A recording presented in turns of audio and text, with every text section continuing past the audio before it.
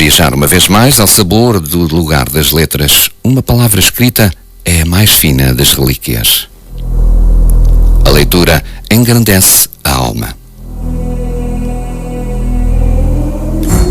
No passado domingo não tivemos a oportunidade de estar em direto por problemas técnicos aqui no estúdio, desde a vila de Torre Dona Chama.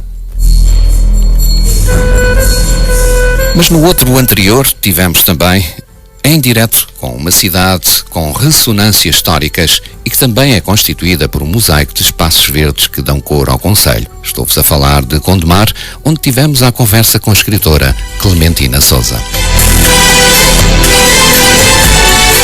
Hoje, nossa viagem vai ser nos casarios rurais transmontanos, onde as igrejas denunciam a primacia do sagrado sobre o profano, sobressaindo nas paisagens, como manifestação de religiosidade de um povo.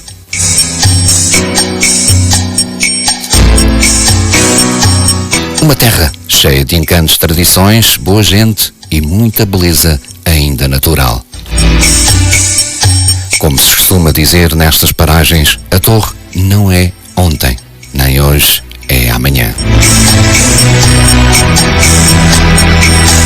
E desde a linda Vila Torre Dona Chama, pertencente ao concelho de Mirandela, vamos estar à conversa com a escritora Eugénia Martins, que é natural de Vilares, Torre Dona Chama. Como costumo dizer, uma palavra escrita é semelhante a uma pérola. A escrita é a única forma perfeita do tempo. Eugénia Martins nasceu na freguesia de Vilares da Torre Dona Chama, concelho de Mirandela. Licenciou-se em Vila Real e é professora de português e francês na escola EB 23D António Ferreira Gomes, em Irmesinde, Valongo, onde também reside. As suas obras de coleção, O Dragão Napoleão, estão integradas no Plano Nacional de Leitura. Percorre o norte do país fazendo representações dos seus livros em escolas e feiras do livro. E já estamos em direto no coração do Nordeste transmontano, a cerca de 400 metros de altitude, nos limites da terra quente, próximo da confluência dos rios Tuela e Macedo. Torre Dona Chama, com histórias antigas de guerras e lendas, de mouras encantadas. Olá, muito bom dia, Eugénia Martins. Bom dia. Como está? Bom dia. Estou bem, obrigada. E o senhor também está bom? Também, Eugénia Martins. Agradecemos a sua participação nesta viagem Lugar das Letras, desde essa linda, encantadora região transmontana. E estou a falar, em particular, de uma vila que eu sou apaixonado e tenho família, de Terra Dona Chama. Ou seja, Vila Torre Dona Chama, não é isso? Sim, é mesmo isso. Antes de mais, eu peço imensas desculpas. No passado domingo era para estarmos em direto desde aí para falar com a Eugénia, mas não foi possível devido a problemas técnicos aqui do telefone no estúdio, mas pelos vistos Deus deu-nos força e ajuda para fazermos esta viagem hoje e está tudo a correr bem. São coisas que acontecem, não tem mal. É verdade. Eugénia Martins, como é que chegou a escritora? Bem, eu sempre tive uma vontade de escrever, de facto. Sempre rabisquei, sempre tive diários, mas nunca concretizei, de facto, esta vontade que eu tinha de escrever e de editar. Nunca tinha havido essa força. Até que na Escola da Travagem, aqui em Hermesinde, já uma colega que se tornou amiga, que foi que deu os desenhos, as ilustrações à minha primeira obra, me lançou esse repto, esse desafio. Ela gosta muito, é professora de Educação Visual e pintora, e gosta muito de inovar, está sempre a criar, e me lançou esse desafio. Eu gosto de pintar, tu gostas de escrever, porque não um livro ilustrado? eu fiquei realmente a pensar nisso. Eu nunca tinha pensado escrever para crianças. Tudo o que eu escrevia e rabiscava para mim era para adultos. Mas ficou-me essa vontade, nasceu em mim essa vontade. E eu cheguei a casa, de facto, e comecei a escrever uma história. Surgiu essa história. E surgiu de repente. Foi uma coisa interessante. Surgiu de repente essa história. Comecei num instante e dentro de uma semana surgiu essa história. Eu ia-lhe mostrando e ela também não queria bem acreditar que eu iria escrever essa história, de facto, que ela começou a fazer as ilustrações. E foi assim que surgiu a primeira história do Dragão Napoleão, e foi o Dragão Napoleão e o Sr. Tostão. E essa história foi o primeiro passo para depois se criar uma segunda história e dar origem ao primeiro livro. E eu fui ao lançamento de um livro de uma amiga e levei essas minhas histórias e mostrei ao editor. E o editor mostrou-se de imediato interessado em editar essas histórias. E então saiu esse primeiro livro. E esse primeiro livro foi-se vendendo e vendeu-se de imediato e surgiu um segundo livro. E atrás desse segundo livro surgiu um terceiro livro.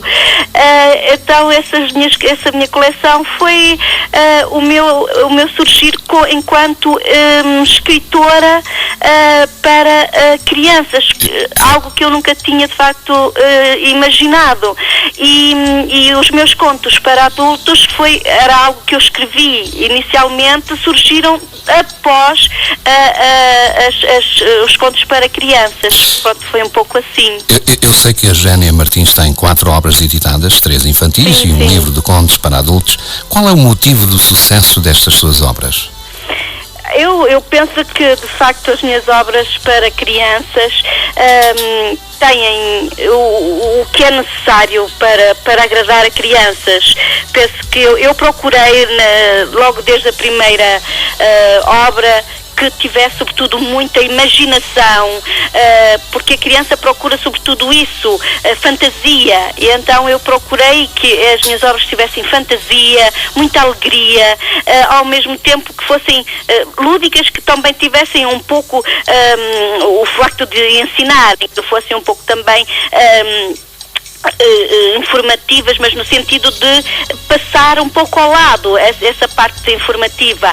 E então tem muita aventura. Foi algo que eu me foquei, é que tivesse muita aventura para prender as crianças, porque a criança só, de facto, se tiver a informação, mas sem se aperceber, é que gosta da obra. Então as minhas obras têm sobretudo isso, muita fantasia, tem muita rima.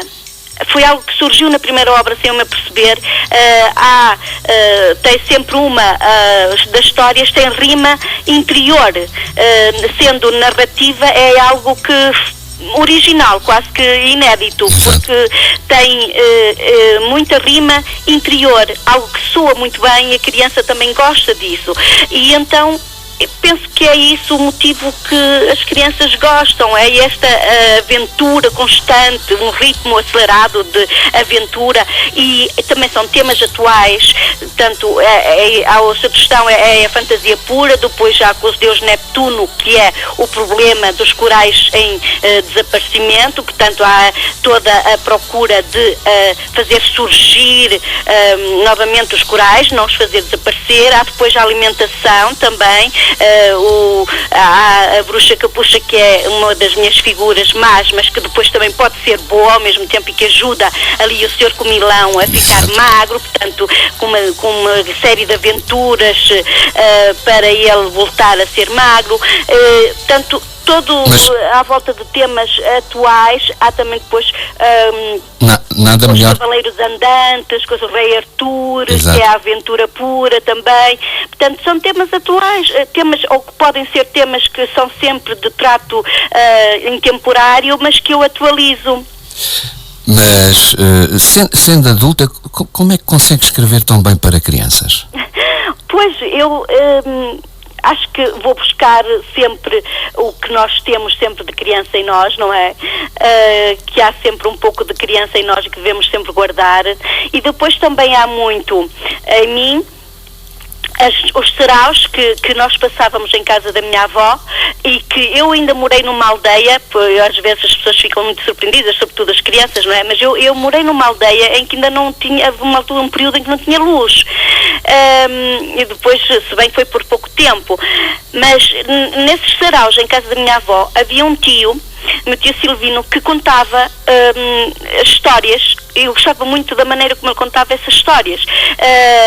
E era sobre cavaleiros andantes e sobre rainhas e princesas e as bruxas que ele prendia com um fio de cabelo e tudo isso. E então a maneira como ele contava é que ele chegava a um episódio principal e deixava-nos para o dia seguinte. Então ficávamos ali, absorvíamos aquilo tudo e queríamos mais, sempre mais.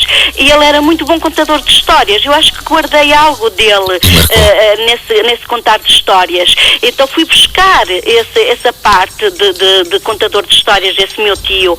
E depois também há o contar histórias aos meus filhos, porque eu sempre li histórias aos meus filhos. Havia um período em que eu tinha que contar uma história ao mais pequenino e depois ler uma outra à mais velha, e depois, como eles não se satisfaziam assim, eu tinha que contar uma história de boca, como dizia o meu filho. Uma história de boca era eu inventar uma história.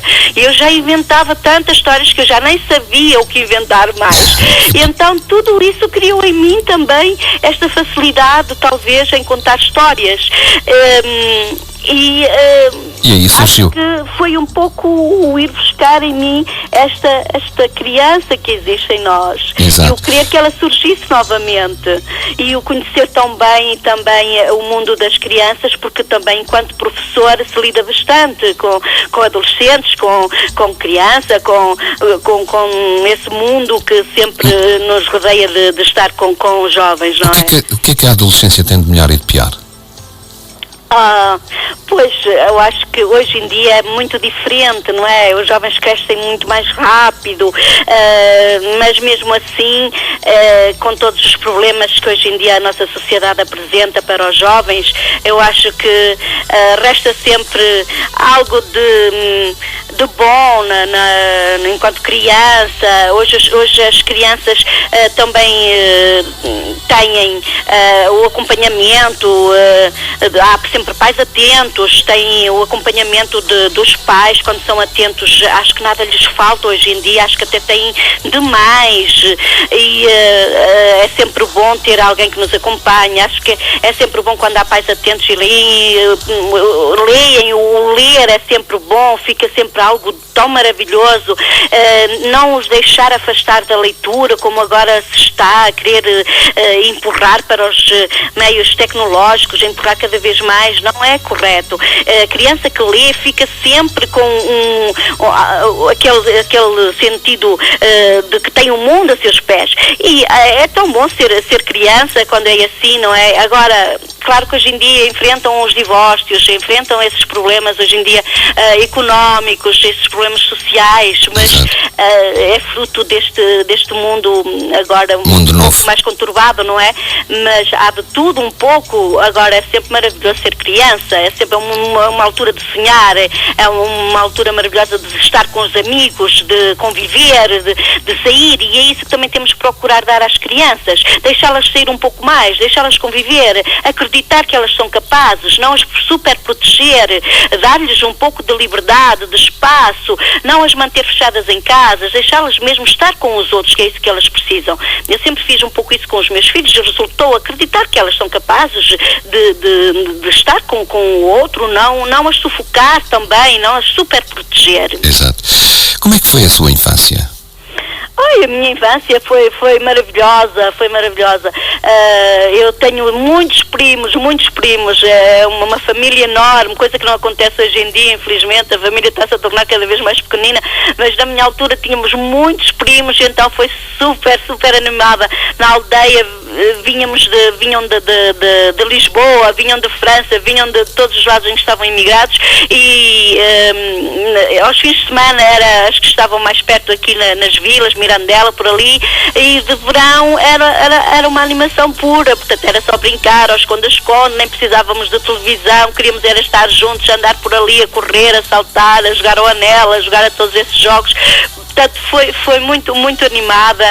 O Natal era vivido ainda muito em comum, íamos buscar o pinheiro para a igreja, o pinheiro para casa, e fazíamos todas essas festas. A Páscoa era também ainda muito com os primos, com os avós, com os pais, tudo em comum. Portanto, foi uma infância muito divertida e muito posta em comum. Exato. Algum momento especial ou divertido da sua carreira para nos contar? Sim, posso, por exemplo, são imensos, não é? Mas conte-me só um. Sim, posso, por exemplo, contar que quando acabei o curso e fui dar aulas pela primeira vez, eu entrei na sala, tanto para dar aulas da primeira vez que fui enquanto professora. Para já, como eu sou baixinha e estava lá no meio dos alunos, jovem, não é? A senhora funcionária não me parava de dizer: onde está a professora? Mas quer entrar porquê? Onde está a professora? Eu estou aqui. Pronto, lá me deixou entrar. Depois, eu não tendo ainda bem consciência de que era eu a professora, fui-me sentar no banco dos alunos. E os alunos estavam calados, a olhar para mim, e eu ali parada, à espera da professora, e eu também à espera da professora. Até que eu tomei consciência que eu era a professora, de facto. Não, lá fui eu depressa para a secretária e tentando disfarçar, lá me disse qualquer coisa do género: bom, olha, para matar as saudades pela última vez que me vou sentar aqui. Lá disse qualquer coisa para disfarçar, mas eu fui mesmo na situação enquanto aluna ainda, porque ainda não tinha tomado consciência de que eu era a professora. Exato. Que autores a Eugénia Martins gosta de ler para se inspirar? Olha, posso começar por mencionar alguns autores que são referência enquanto influência nas minhas obras infanto-juvenis.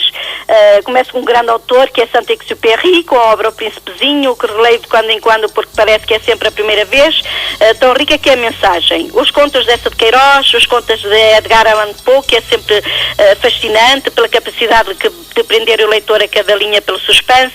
Virgílio Ferreira, Matilde Rosa Araújo e, evidentemente, Sofia de Melo Breiner, com os seus contos maravilhosos, tão interessantes e perfeitos, quer a nível de temas, quer de estilo.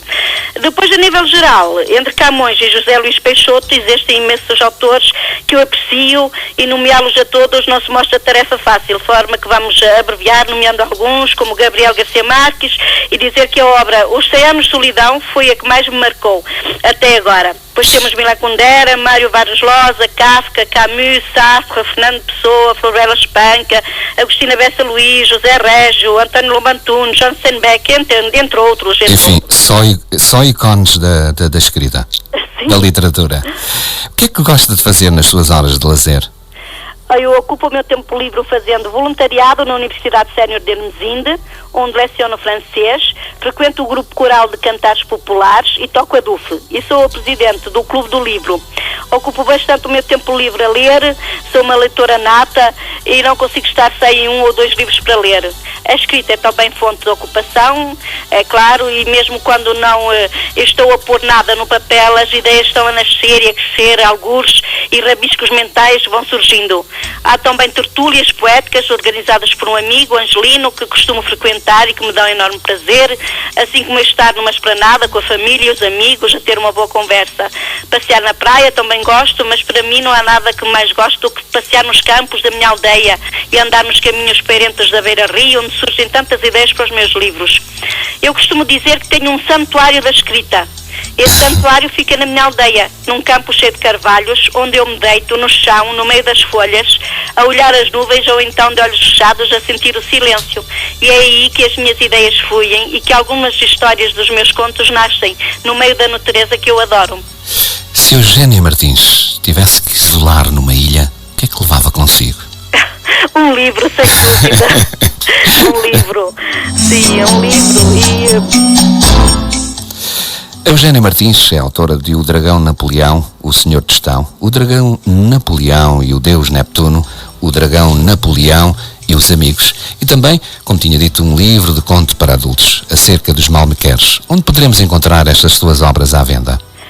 Pois podem, às vezes não estão nas livrarias, já estiveram, mas de vez em quando não se encontram, de maneira que podem encomendar diretamente na Porta Editora, na FNAC, ou então, para terem assim de imediato as obras, vão ao site das editoras, tanto da Lugar da Palavra e da Mosaico Editora, e na UC. Na UC tem mostruário em que podem, de facto, encomendar online todas as minhas obras. E tem de certeza toda a coleção do Dragão Napoleão. Portanto, é Lugar da Palavra e a Mosaico Editoras. E na UC. Exato. Alguma dica para quem quer tentar escrever contos e histórias? Sim, a dica é assim: não há magia para ser escritor. Ou se sente ou não se sente esta vocação. Se não se sente, é difícil escrever. Se sente realmente qualquer tipo de vocação, é de facto muito esforço e tenacidade. Tem mesmo que ter muito trabalho. Não há nada sem trabalho, porque já alguém dizia, é preciso 100% de trabalho e 1% de inspiração nesta questão da escrita. Não se pode pensar que se chega ali na folha e se começa a escrever e que surge assim pela obra do Divino Espírito Santo. Não é assim. Tem que ter muito trabalho e querer de facto que surja algo, e para ser bom tem que se ter essa vontade de escrever algo de bom. Exato. Mas se não há em nós essa vontade e essa capacidade, acho que não se deve forçar, porque forçando não surge nada de bom, e que se não é bom não se deve editar. Para editar algo que não é bom, como surge por aí tanta coisa, acho que não vale a pena. A leitura me faz respirar em espaços mínimos e me faz entender que ter hábito não é apenas o suficiente, mas sim ter o prazer de conhecer cada palavra, frase e parágrafo como se fosse nossa vida. Eugénio Martins, uma vez mais agradecemos a sua companhia ao sabor do Lugar das Letras, desde Torre Dona Chama, Concelho de Mirandela, em direto com o Portugalíssimo. Um beijo cheio de ternura. Eu desejo-lhe um feliz domingo, um futuro cheio de projetos e até uma próxima história. E bem-haja. Muito obrigada. Eu é que agradeço imenso. Obrigada. Beijinho. Feliz domingo. Para si também.